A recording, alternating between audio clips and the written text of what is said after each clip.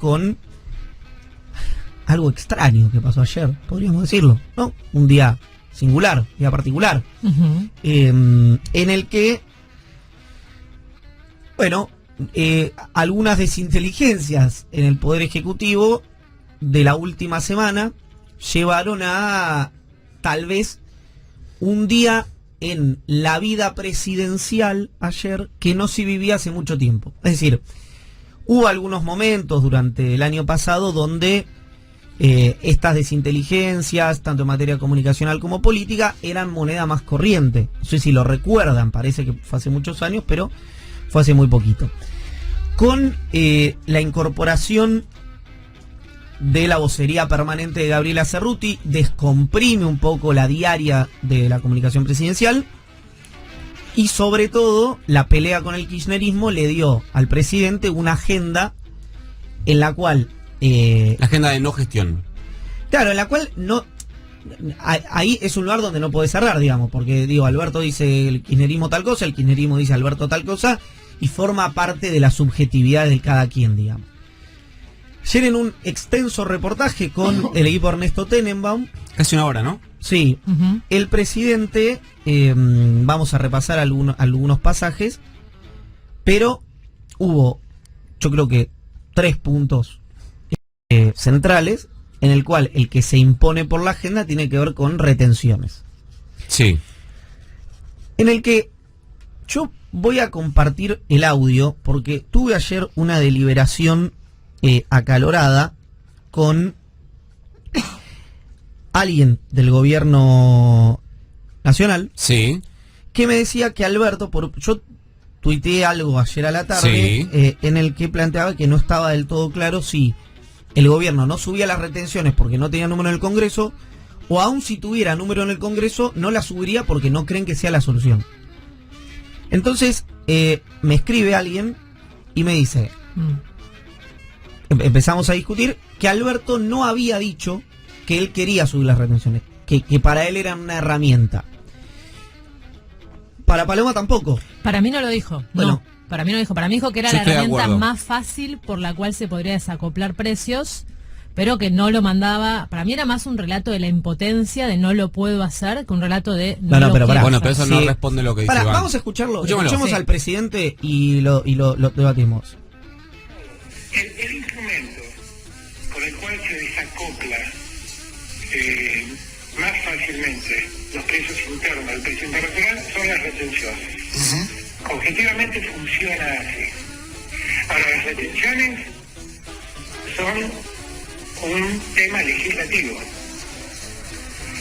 y necesito el Congreso que entienda el problema y acompañe, llegado el caso, una decisión de esa naturaleza. No O sea, es una a ver, decisión política del presidente. está bien. Esto dice el presidente de la Nación. Ujú. Son la mejor herramienta para desacoplar los precios internos de los precios internacionales. Yo quiero bajar los precios. Esta es la mejor herramienta. Tiene gusto a jabón, larga espuma, pero es queso. Si alguien quiere bajar los precios y dice que subir las retenciones es la mejor herramienta, pero que no lo hace porque el Congreso no se lo permite, está diciendo, yo quiero hacer esto, pero el Congreso no me lo permite. Entonces, si Palo asiente, cambia la opinión. No, ¿Cómo? Pero Alberto entonces dice que quiere subir las no, retenciones. yo, por información, yo creo que todos en el gobierno, todos quienes se ocupan del área económica, están de acuerdo con que, salvo Domínguez, salvo el ministro de Agricultura, están de acuerdo con que habría que subir las retenciones. Bueno, Guzmán dijo otra cosa el martes con Guzmán dijo que Berkovich. era decisión presidencial que no subirlas. Dijo, es una no dijo que le decisión, parecía una mala herramienta. dijo, es una decisión política. Claro, Es decir, exactamente. no queremos hacerlo. No, sí, por eso, pero no es lo mismo pensar que deberías hacerlo, pensar que es una buena herramienta, que es lo mismo que dijo el presidente, que no hacerlo por una decisión política. Pero para Palo, esa es la discusión que yo tuve con esta persona. Para mí eso no tiene ningún sentido. Si yo te digo, para que el programa crezca y se ponga primero, Sí.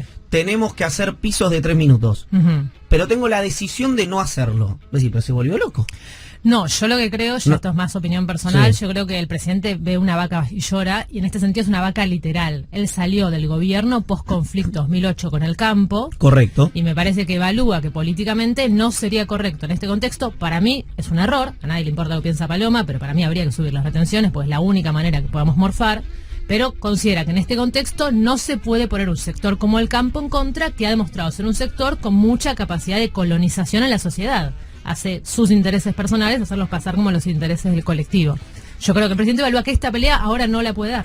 Bien, pero ahí es otro punto. Pero habría que darla. Pero por eso, perdón, es otro punto entonces, el presidente considera que la correlación de fuerza no está dada para subir las retenciones. Yo creo que tiene razón. Ahora, lo que deja el testimonio es que él sí cree que las retenciones son un buen mecanismo y que es detener el número en el Congreso mandaría una ley de suba de retenciones. Entonces quiere subir las retenciones, más no puede porque no tiene los votos en el Congreso. La de la única República. duda es que él nunca expresa su voluntad.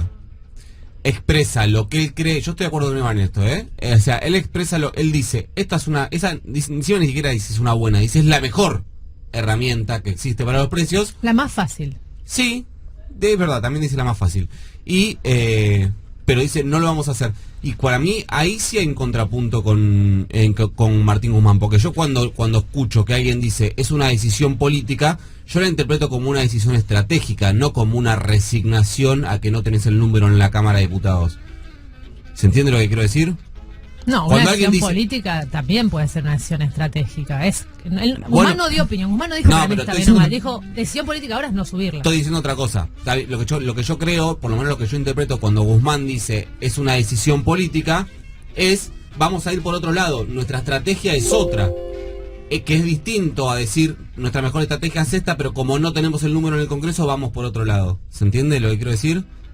O sea, para mí, yo cuando Martín Guzmán dijo es una decisión política no subir retenciones, yo lo entendí como que era, o por lo menos lo interpreté, como estratégicamente nosotros no vamos a ir por este lado, vamos a ir por otro.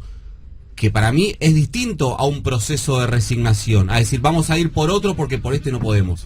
¿Se entiende lo que quiero decir o no? Sí, que para mí esa es la duda. Yo a mí igual no me queda ningún atisbo de duda respecto a que el presidente cree que las retenciones son un instrumento ideal para desacoplar los precios nacionales e internacionales.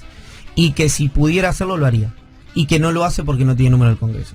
Entonces, tenemos a Alberto Fernández que quiere subir las retenciones y no puede porque no tiene número en el Congreso. Ahora, que esta es la discusión que planteaban Nico y Palo. Martín Guzmán cuando dice es una decisión política, acá sí entra más en el terreno de la opinión, o puede llegar ahí, es como, sería una cosa así, ¿no? Alberto a favor, Guzmán no sabe, no contesta, Domínguez en contra. Yo tiendo a creer con algo de información que Guzmán también le parece que sería una buena herramienta subir las retenciones. Entonces podemos decir que estuvo mal expresado, porque yo insisto con algo, cuando vos decís decisión política y no decís no me da la correlación de fuerzas, es decir, yo estoy tomando una decisión política como cuerpo soberano del Estado de no subir las retenciones, que es lo que decía Nico recién. Entonces, no estás diciendo lo quiero hacer pero me lo impide la oposición, que es lo que dice Alberto y tiene razón. La oposición de hecho más rápido que inmediatamente salió a decir que no votaría una suba de retenciones. Mientras tanto, obviamente, esto tiene que ver directamente con el morfi de la gente. Es decir, retenciones más altas te desacopla los precios nacionales de los internacionales, comida, aumento de los alimentos mucho menor al que viene ocurriendo, para ser súper lineal. La oposición dice no, retenciones no, y como bien dice Palo, hace sentido en una enorme porción de la sociedad en la que conviven dos cosas. Va al supermercado, va a la verdulería y dice qué caro que está el morfi, y después gira y dice tiene razón ese señor que está en la tele, no hay que subir retenciones. Bueno, esas dos cosas no pueden convivir, digamos, en Argentina. El tema es que vos tenés un grupo de miles de personas que les está yendo bien. Después algunos dicen que no les va tan bien, pero bueno, que al menos que tienen la misma rentabilidad que con Mauricio Macri. Y tenés otros 47 millones de personas que la están pasando realmente muy mal. Con bolsillos empobrecidos, con una inflación alimenticia que sigue subiendo. Sí, a mi opinión es que si vos no puedes convencer a la opinión pública de que hay que tocar los intereses de esas pocas personas para evitar el hambre de millones, es que realmente estamos muy mal. ¿Es una consecuencia de las malas elecciones legislativas que hubo el año pasado? Sí, claro. Pero vos igual deberías poder, en este contexto, dar ese debate y ganarlo. realmente ganarlo. Se habló mucho de la etapa de Economist, ¿no? En el día de Sí. ayer, ¿no? Pero recordala. Es una de las revistas económicas más importantes a nivel mundial. Era una espiga de trigo que en lugar de granos tenía calaveras, cuyo título era La catástrofe alimentaria que se viene. La ONU, el FMI, viene advirtiendo sobre años de hambruna mundial por delante, como consecuencia de la invasión Rusia a Ucrania, que entre los dos son los grandes exportadores de trigo, de maíz del mundo. Son como una suerte de granero al mundo, pero de verdad, no como la Argentina. Sí. Con lo cual estamos muy complicados. Si Argentina es un país soberano en trigo, que produce 22 millones, cuya gran mayoría es un excedente que se exporta, que quedan acá cerca de 8 millones de toneladas, que se van vendiendo a medio millón mensualmente para los molinos que la producen, para que la conviertan en harina y así a las panaderías, y ese es el precio que ahora se está resintiendo. Ni siquiera estamos hablando del gas que lo tenemos que traer de afuera y por eso nos empobrecemos. Es algo que plantamos y que producimos acá en nuestro país. Bueno, ¿qué pasa? Que ni siquiera, porque uno entiende, digamos, las limitaciones, los gobiernos van a elecciones, por esto, perdón, es otra cosa que quiero decir, que es casi todos los argumentos que escucho yo a favor de la boleta única papel son mentira, y una de las cosas que me hace por la negativa, o mejor dicho, hay muchos argumentos que son potencialidades o que son hipótesis. Dicen, bueno, con esto van a dejar de ganar siempre los oficialismos, que es exactamente lo que pasa hoy, digamos. Es decir, el Frente para la Victoria, cuando fue gobierno, después, si querés, a partir de 2011, para poner un número, gana Cristina, pierde Cristina, gana Macri, gana Macri como oficialista en 2017, pierde Macri como oficialista en 2019, pierde Alberto Fernández y Cristina Kirchner y Sergio Massa como oficialistas en 2021. Es decir, ganan y pierden acá oficialismo y opositores. Cambian las mayorías en las dos cámaras del Congreso. Cambian las mayorías en las cámaras del Congreso. Si querés ver, digamos, algunas provincias donde los gobiernos sacan 70 puntos, siempre se habla de la Formosa de Gildo Infran. Hay algunas provincias radicales donde pasa lo mismo, podrían ir a ver, donde hay ley de lemas, etcétera. Digo, hay una lógica sobre que el peronismo tiene un truquito por el que gana las elecciones y que ese truquito tiene que ver con la difusión o la repartija de boletas electorales, que está bien, digamos, que eso lo crea la gente porque no tiene por qué entender cómo funciona el mecanismo de, digamos, la cadena desde que una boleta entra al cuarto oscuro hasta que se computa en el correo. Pero eso no lo puede decir gente que ha estudiado el tema, digamos, que es especialista y que tiene iniciativas en el Congreso de la Nación. Pero bueno, cerrado este paréntesis, las mayorías en las cámaras de Juntos por el Cambio ocurren porque el gobierno perdió las elecciones. Y este es el juego de la democracia. Y la oposición dice, yo no subo retenciones, y es absolutamente legítimo. Y si el gobierno no logra que la oposición pague un costo político por decir no subo retenciones y eso encarece el precio de los alimentos, es un problema del gobierno, no es un problema de la oposición. Dicho esto, me parece mucho más interesante como fenómeno pensar, no sé si es la 125, no sé si es la historia argentina, no tengo herramientas para definir esto, pero como una enorme porción de la sociedad, como decía Palo, hace propios intereses que no son los suyos. ¿No? Es decir, ¿por qué? Digamos, no, me cae bárbaro, lo hemos llamado, pero ¿por qué yo tengo que defender al presidente de la sociedad rural? ¿No? Es decir, o a los que tienen 5, 10, 15, 20 mil hectáreas. Si yo tengo ¿viste? O tengo una casita en Casero, sí, o tengo un monoambiente en 11, o manejo un taxi, o tengo una ferretería, y lo que necesito es que la guita que tengo en el bolsillo me alcance para comprar más lechuga, más tomate, más carne, más pollo, más pescado, etcétera, etcétera, etcétera. Bueno, ahí hay un fenómeno bien interesante, me parece a mí, que excede a la Argentina, por supuesto, y que está en disputa. Por suerte no está definido eso, pero está en disputa a nivel global. Esto medio... después, yo supongo que, no sé qué información tienen ustedes, esto es una suposición por lo taxativo que fue el ministro de Agricultura, que fue orden del presidente que salga a desmentirlo de esa manera. Me imagino, porque fue muy determinante lo que dijo Julián Domínguez en Twitter. Digamos que sería saludable para el gabinete que haya sido una orden del presidente. Yo realmente desconozco si lo fue o no. Sí, lo que sé es que después de la nota con Ernesto Tenenbaum, Alberto Fernández habló con Martín Guzmán y con Julián Domínguez, que estaban muy sorprendidos por lo que él había dicho, y les aclaró que él dijo que él no había dicho que las retenciones iban a subir, que ese había sido un poco el título periodístico que habían optado algunos medios, pero que él simplemente había dicho que le parecía una buena herramienta, pero que no sucedía justamente por la correlación de fuerzas es cierto eso, parlamentarias. Es cierto, él no dijo que las retenciones iban a subir en ningún momento, sí dijo, quiero insistir con esto, mi verdad relativa, que si él tuviera, digamos, lo pasás por el traductor y es, si yo tuviera número en el Congreso, subiría las retenciones. Eso es lo que a mí me queda de lo que dijo el presidente de la Nación. Mira, a ver si estaba pensando si lo podíamos preguntar, porque hubo alguna definición respecto a esto. La situación, igualmente, para la gente que le interesa, es que las retenciones no van a subir. No van a subir, por lo pronto al menos no están los planes. El conflicto bélico parece extenderse en Ucrania y además esta semana se le sumó el hecho de que India, que es el segundo exportador mundial de trigo, decidió que va a suspender las exportaciones justamente para privilegiar el abastecimiento interno. Por la suba de precios, por unas cuestiones climáticas que están perjudicando la producción, India, segundo productor, cerró la exportación, con lo cual es de prever que este conflicto en torno al trigo, que además es dinamizador, porque el trigo se usa para fabricar muchas cosas, no solo la harina y el pan, va a seguir postergándose por algunos meses. Bueno, porque quería transicionar esto, nos extendimos, pero quería transicionar... Te quiero ver ahora. A escuchar, tal vez si le preguntás hoy al presidente, hubiera vuelto, lo quiero escucharle de retenciones, hubiera vuelto a... porque esto es loop. ¿Viste? Ayer a la mañana.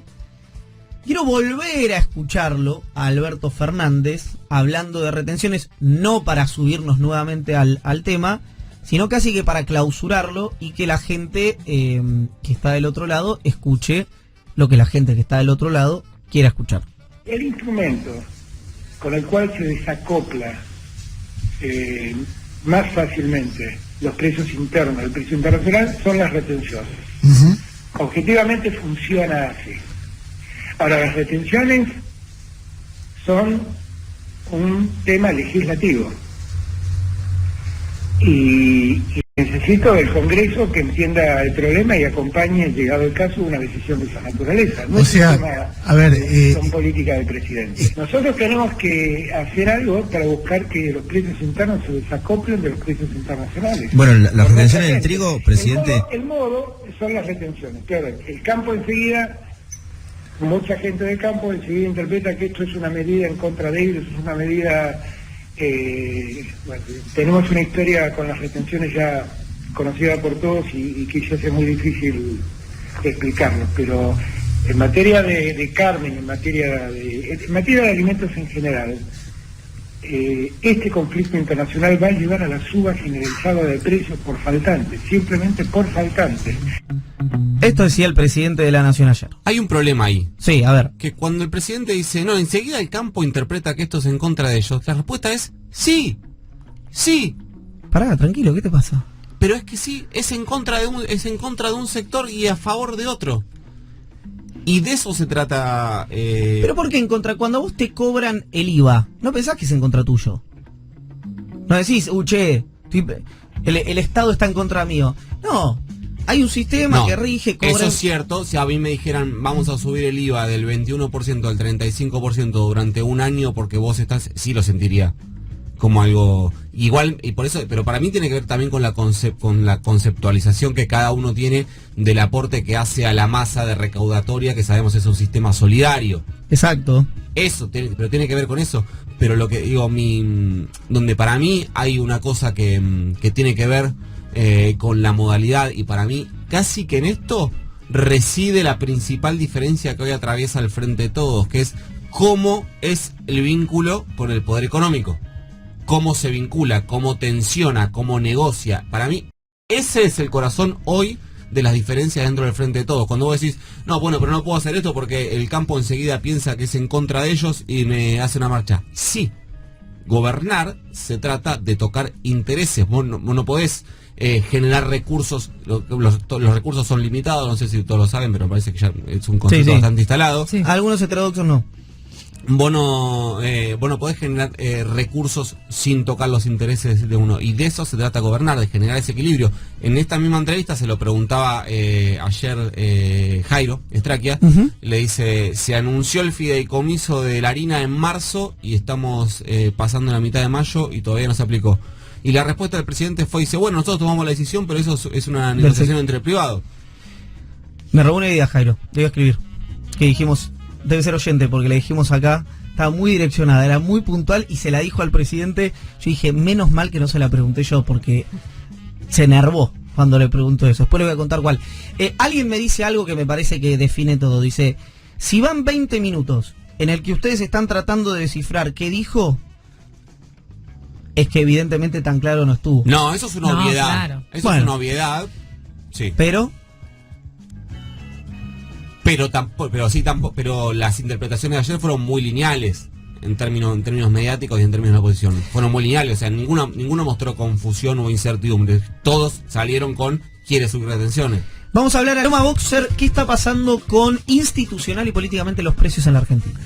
Bueno, arranquemos si querés por la inflación, ya un poco lo veníamos comentando en la apertura, pero tenemos, si querés, el desagregado semanal que hacen algunas consultoras. LSG lo publica todas las semanas, cuántos fueron los precios, y te dio un 0.83% la suba en alimentos para la tercera semana de mayo. Y acá, si querés, te presento vaso medio vacío o vaso medio lleno. ¿Qué crees? Para 0.83 en alimentos. En alimentos. Ok. Sí. Vaso medio lleno es que desacelera respecto a la semana anterior, bastante, más de 1.20%.